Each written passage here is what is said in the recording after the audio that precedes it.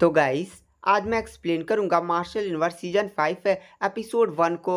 Guys इस martial universe को मैंने मांगा फॉर्म में एक्सप्लेन किया है। अगर आपने कहीं भी या कभी भी मांगा पढ़ा होगा या रीड किया होगा या कहीं भी वीडियोस आप मांगा के देखते होंगे तो आपको पता होगा मांगा कितने ज़्यादा अच्छे होते हैं। तो मेरे को मांगा मिल गया था मार्शल यूनिवर्स का, तो मैंने इसको एक्सप्लेन कर दिया है। इसमें मैंने काफ़ी ज़्यादा डिटेल में मांगा को एक्सप्लेन किया है, ये भी मार्शल यूनिवर्स का। तो वीडियो पसंद आती है ना तो वीडियो को लाइक सब्सक्राइब जरूर करें और एक कमेंट जरूर कर दीजिएगा। तो चलिए वीडियो स्टार्ट करते हैं। तो जैसे कि हमने पिछले एपिसोड में देखा था कि जो लिंगडोंग था वो पैट्रियार्च के साथ इंपीरियल सिटी के लिए निकल चुका था, जहां पर उसे वॉर ऑफ 100 डायनेस्टी के लिए कंपटीशन लड़ना होगा।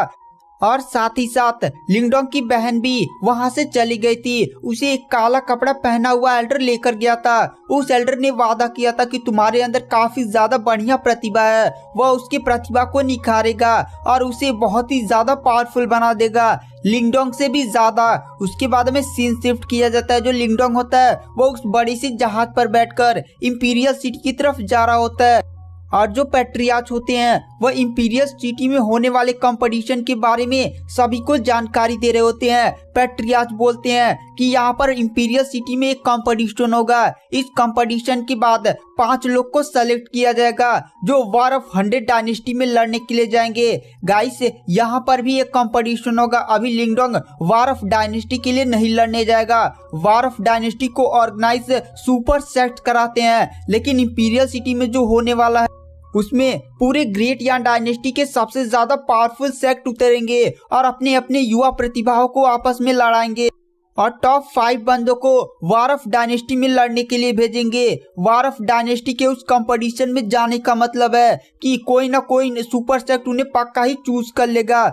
पैट्रियार्च उन सभी से कहते हैं पूरे ग्रेट यान डायनेस्टी में सबसे ज्यादा पावरफुल यहाँ के किंग हैं। जो शाही परिवार है वो काफी ज्यादा पावरफुल है। उनके सबसे ज्यादा पावरफुल होने का एक ही कारण है, उनके 3 डिसेपल सुपर सेक्ट में है, जिनके कारण उनका सेक्ट काफी ज्यादा पावरफुल है और सुपर सेक्ट द्वारा उन्हें बहुत सारे रिसोर्सेज प्रोवाइड किए जाते हैं। इसीलिए वो लोग काफी ज्यादा पावरफुल हैं और पूरे ग्रेट यान डायनेस्टी पर कब्जा कर बैठे हैं।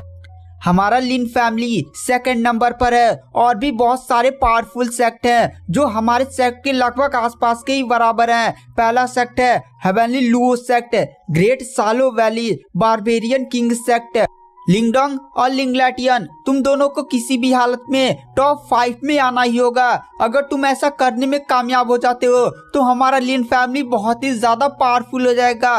वहां पर लिंगडोंग और लिंगलैटियन बोलते हैं अब चिंता मत करिए पैट्रियार्च, हम अपनी पूरी कोशिश करेंगे। 2 दिनों की यात्रा के बाद जो लिंग फैमिली का जहाज होता है वह इंपीरियल सिटी में लैंड करता है, जहां पर पैट्रियार्च लिंगडोंग और लिंगलैटियन को 2-3 दिन आराम करने के लिए बोलते हैं, क्योंकि अभी कंपटीशन 2-3 दिन में शुरू होने वाला है। उसके बाद हमें सीन शिफ्ट किया जाता है कंपटीशन के बीच।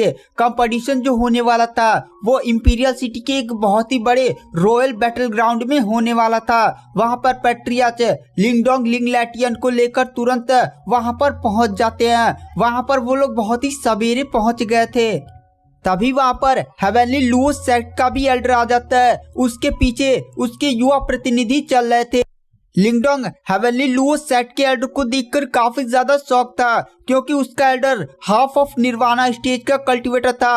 अगर उस एल्डर को प्रचुर मात्रा में रिसोर्सेज प्रोवाइड किए जाते तो पक्का ही निर्वाणा स्टेज तक पहुंच सकता था। उसके पीछे उसका डिसाइपल डू यून चल रहा था। वहां पर जो लिंगडोंग होता है वो डू यून को देखता है। डूयुन ने एक सफेद कलर का रेशमी क्लोथ पहना हुआ था। जो डूयुन था वह एक तलवार बाज था। वहां पर डूयू की नजर भी लिंगडोंग पर पड़ती है। दोनों की आंखें जैसे ही मिलती है डूयुन की बॉडी से उसका स्वॉर्ड माइंड अचानक से हिलने लगता है और अचानक से उसकी बॉडी से एक स्वॉर्ड सीधे निकलकर लिंगडोंग की तरफ चली जाती है। वहां पर डूयुन ने यह खुद नहीं किया था, बल्कि उसकी बॉडी में हलचल की वजह से यह सब हुआ था। वहां पर लिंगडोंग पर जैसी वह तलवार लगने ही वाली होती है, लिंगडोंग का मेंटल पावर तुरंत उस स्वॉर्ड को नष्ट कर देता है। डूयुन शौक में लिंगडोंग की तरफ ही देख रहा था। वहां पर डूयुन पहली बार किसी ऐसे बंदे से मिला था जिसकी वजह से उसका स्वॉर्ड माइंड कांप चुका था। तभी वहां पर हेवनली लुओ सेक्ट का एल्डर डूयुन के पास आते हैं और कहते हैं ये है लिंगडोंग लिन फैमिली से। डूयुन बोलता है, अरे ये तो वही बंदा है ना जिसने हाल ही में ग्रेट यान डायनेस्टी में काफी ज्यादा प्रसिद्धि पाई है और इसने ही तो लिंग लैटियन को भी पीछे हटने पर मजबूर कर दिया था। वहां पर हेवेनली लुओस सेट का एल्डर बोलता है, हाँ। वहां पर डूयुन बोलता है, अगर मेरा इससे मुकाबला हो गया तब तो मजा ही आ जाएगा। उसके बाद उस बैटल ग्राउंड में पूरे ग्रेट यान डायनेस्टी के अलग अलग सेक्ट अपने युवा प्रतिभाओं के साथ आने लगते हैं, जहां पर बारबेरियन किंग सेक्ट का भी एल्डर और ग्रेट सारो वैली के सेक्ट का भी एल्डर आ जाते हैं। उसके बाद हमें काले कपड़े पहने एक युवक को दिखाया जाता है जो लिंगडोंग को काफी ज्यादा गुस्से में देख रहा होता है। ये क्विंगजी के सेक्ट का एक बंदा था। आप इसे क्विंगजी का लवर भी समझ सकते थे, लेकिन क्विंगजी से भाव तनिक भी नहीं देती थी। वहां पर इसके साथ क्विंगजी की बहन भी आई हुई थी। वहां पर क्विंगजी की बहन बोलती है, तुम लिंगडोंग को इतने ज्यादा गुस्से में क्यों देख रहे हो? वहां पर जो काला कपड़ा पहने हुए बंदा होता है, अगर एक बार मेरे हाथ लिंगडोंग लग गया ना तो मैं उसकी चटनी बना दूंगा। वहां पर क्विंगजी की बहन बोलती है, तो जाओ एक बार लड़कर देख लो। वहां पर वो बंदा बोलता है, हाँ मैं तो गॉड से मना ही रहा हूँ कि कंपटीशन में मेरा और उसका सामना हो जाए। मैं पक्का उसका मुंह तोड़ दूंगा। मेरे पास ऐसे ऐसे खजाने हैं ना कि मैं लिंगडोंग को धूल में मिला दूंगा। वहां पर वो बंदा लिंगडोंग से काफी ज्यादा जल रहा था क्योंकि उसे भी पता था कि क्विंगजी लिंगडोंग को पसंद करती है। वहां पर वो काला कपड़ा पहने हुए बंदा बोलता है, एक बार मैं इस कंपटीशन के टॉप 5 में आ जाऊं और सुपर सेट में ज्वाइन हो जाऊं ना तो क्विंगजी को मेरे प्यार में पागल होना ही पड़ेगा। वो सोचता है कि अगर मैं किसी भी हालत में लिंगडोंग को बहुत ही बुरी तरह से पीट दूं ना तो क्विंगजी के सामने अपनी रॉयल्टी झाड़ सकता हूँ। उसके बाद वहां पर वो बंदा जोर जोर से हंसने लगता है। उसके बाद वहां पर वांग क्लैन का एल्डर भी आ जाता है। उसके पीछे उसके 2 युवा प्रतिनिधि चल रहे थे। पहले का नाम वांग यान था और दूसरे का नाम वांग झोंग था। गाइस, वांग यान वही बंदा है जिसे लिंगडोंग ने उस एंशिएंट ग्रेव में बहुत ही बुरी तरह से पीटा था। वांग क्लैन की सबसे ज्यादा उम्मीदें वांग झोंग से थी क्योंकि वांग झोंग बहुत ही ज्यादा प्रतिभाशाली था। इसे लिंग लैटियन से भी ज्यादा प्रतिभाशाली माना जाता था। वहां पर जो वांग क्लैन का एल्डर होता है वह तुरंत लिंग फैमिली के एल्डर के पास आता है और लिंग फैमिली के पेट्रियार्च का मजाक उड़ाते हुए बोलता है, बूढ़े तो फिर से आ गया। इस बार तेरे क्लैन के एक भी बंदे इस टॉप 5 में नहीं जगह बना पाएंगे। वहां पर लिंग क्लैन का पेट्रियार्च बोलता है, तेरे तो युवा प्रतिनिधि अंडे से निकले हुए चूजे लग रहे हैं। तभी वहां पर जो वांग यान होता है वो वांग झोंग से बोलता है, भाई ये लिंगडोंग है, इसी ने मुझे एंशिएंट ग्रेव में बहुत ही ज्यादा बुरी तरह से पीटा था और इसने हमारे वांग क्लैन का बहुत ही ज्यादा मजाक उड़ाया था। आपको इसका बदला लेना होगा। वहां पर वांग झोंग बोलता है, तुम चिंता मत करो, अगर लिंगडोंग मेरे सामने आ गया ना तो मैं उसका वो हालत करूंगा कि वो 7 जन्मों तक उठ नहीं पाएगा।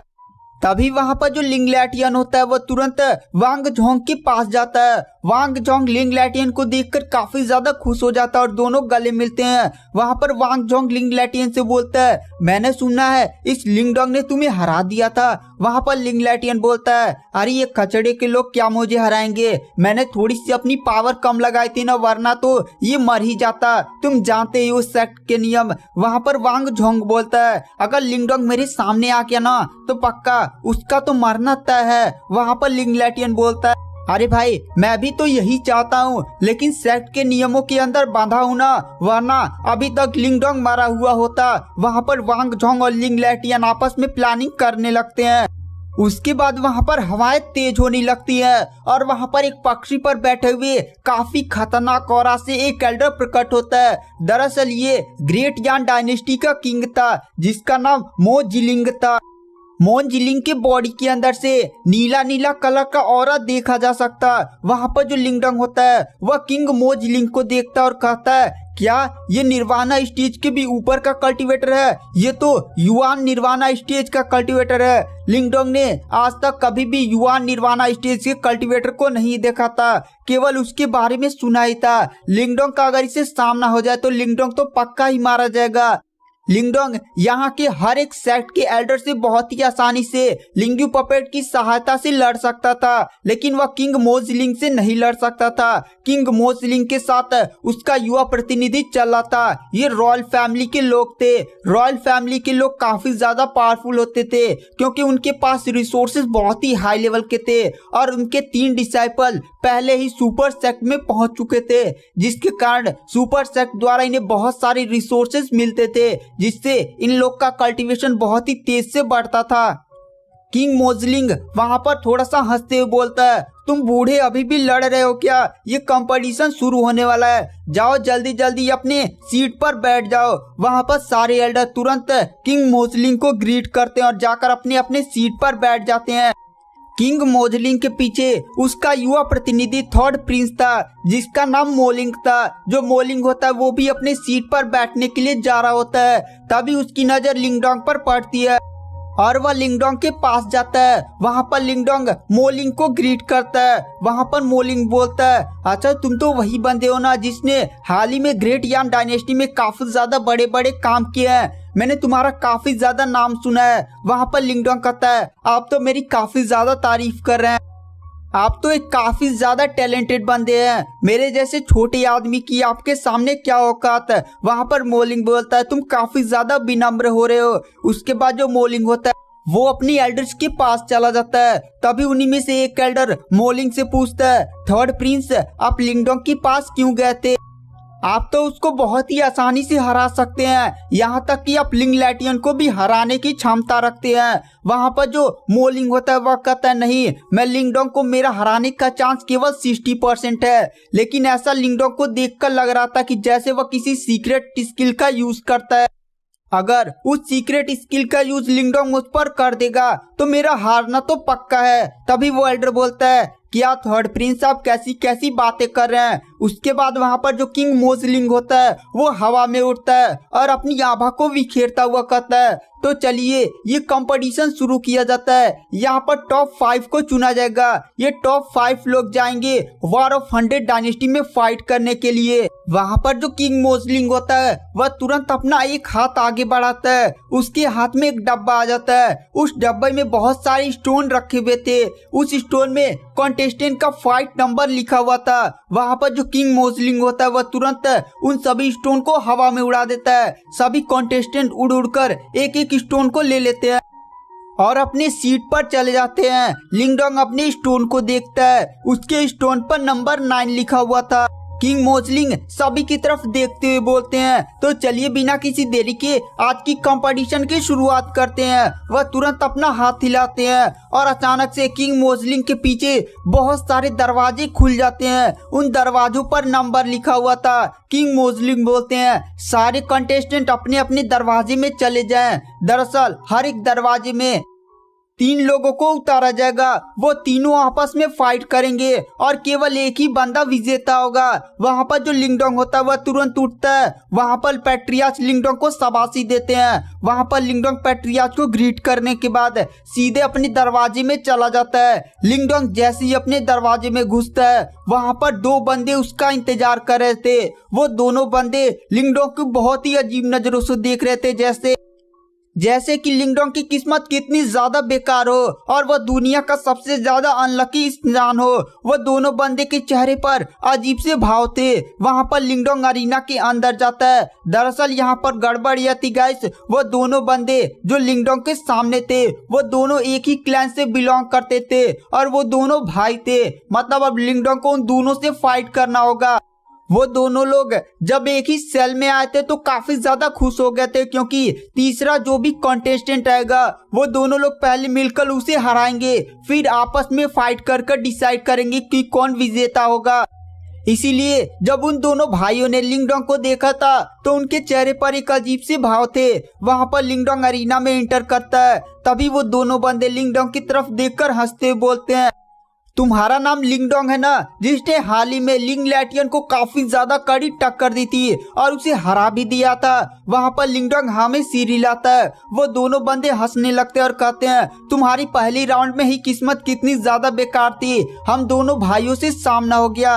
लिंगडोंग उन दोनों की तरफ देखते हुए बोलता है अच्छा ये बात है। उन दोनों में से एक बड़ा बंदा काफी ज्यादा मोटा था और उसके चेहरे पर एक कट का निशान था, वो किसी डेविल की तरफ दिख रहा था। वहाँ पर लिंगडोंग उनकी तरफ देखते हुए बोलता है लिंगडोंग बोलता है आप तो माउंटेन सेट के दो ट्विंस फेमस ब्रदर है ना, वो दोनों हमें सीरी लाते हैं। ट्विंस ब्रदर काफी ज्यादा फेमस थे।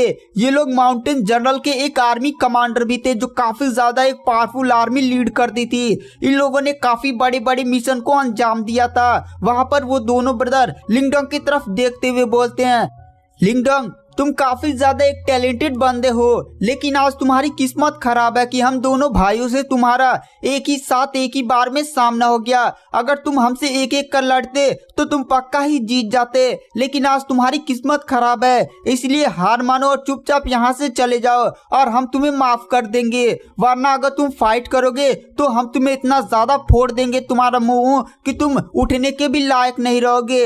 वहाँ पर लिंगडोंग के चेहरे पर एक मुस्कान आ जाती है और कहता है ठीक है चलिए मेरा मुंह ही फोड़ दीजिए, लेकिन मेरा आपसे एक निवेदन है कि आप दोनों मेरे पर एक साथ ही अटैक करिएगा। ये बात सुनकर ट्विंस ब्रदर काफी ज्यादा गुस्सा हो जाते हैं और कहते हैं तुम हमारा मजाक उड़ा रहे हो। लिंगडोंग कहता है नहीं नहीं मैं तुम दोनों से एक ही साथ पिटना चाहता हूँ। वहां पर ये बात सुनकर दोनों बंदे काफी ज्यादा गुस्सा हो जाते हैं क्योंकि उन्हें लग रहा था कि लिंगडोंग उनका मजाक उड़ा रहा है। वह तुरंत अपनी एनर्जी को समन कर लेते हैं और उनके हाथ में दो बड़े बड़े हथौड़े आ जाते हैं। हथौड़ा उठाते उठाते वो सीधे लिंगडोंग की तरफ काफी स्पीड से अटैक कर देते हैं। उनकी बॉडी से एक लाल कलर की एनर्जी निकल रही थी। वहां पर वो दोनों बंदे जैसे ही अपने दोनों हथौड़े से लिंगडोंग को मारने ही वाले होते हैं, लेकिन लिंगडोंग अचानक से इतनी स्पीड से वहां से हटता है कि उन दोनों का हथौड़ा जमीन पर गिर जाता है। वो दोनों फिर से अपना हथौड़ा लिंगडोंग की तरफ मारते हैं। लिंगडोंग अपने पंच में एनर्जी को इकट्ठा करता है और उनके दोनों हथौड़े पर दे मारता है।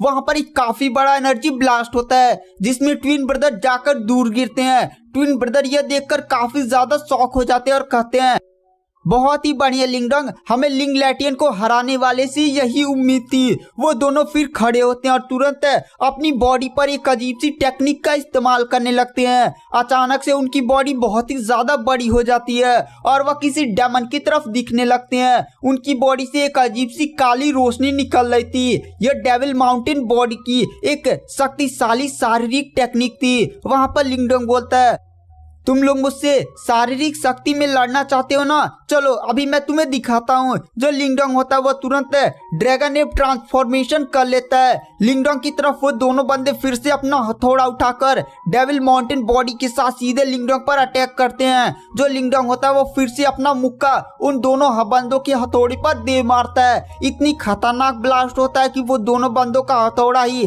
चकनाचूर हो जाता है और वो दोनों बंदे जाकर दूर गिरते हैं। लिंगडोंग एक पंच मारता है, वो दोनों बंदे फिर से जाकर जमीन से टकरा जाते हैं। इस बार लिंगडोंग थोड़ी सी ज्यादा एनर्जी इकट्ठा कर रहा था और सीधे उन दोनों ब्रदर को मारने जा रहा था, लेकिन वो दोनों ट्विंस ब्रदर तुरंत लिंगडोंग के सामने झुक जाते हैं और कहते हैं लिंगडोंग जब ये शब्द उन दोनों ने बोला था तो दोनों की हड्डियां ही काफी ज्यादा टूट चुकी थी, इसलिए उनके मुंह से ये शब्द सही से निकल भी नहीं पाए थे। वहां पर लिंगडोंग बोलता है अब सही कहा तुमने। उसके बाद जो लिंगडोंग होता है वो अरीना से चला जाता है। लिंगडोंग फर्स्ट राउंड जीत चुका था। और गाइस आज की वीडियो की एक्सप्लेनेशन को यहीं पर एंड कर देते हैं। नेक्स्ट एपिसोड चाहिए तो प्लीज कमेंट करिए। Thank you, bye bye.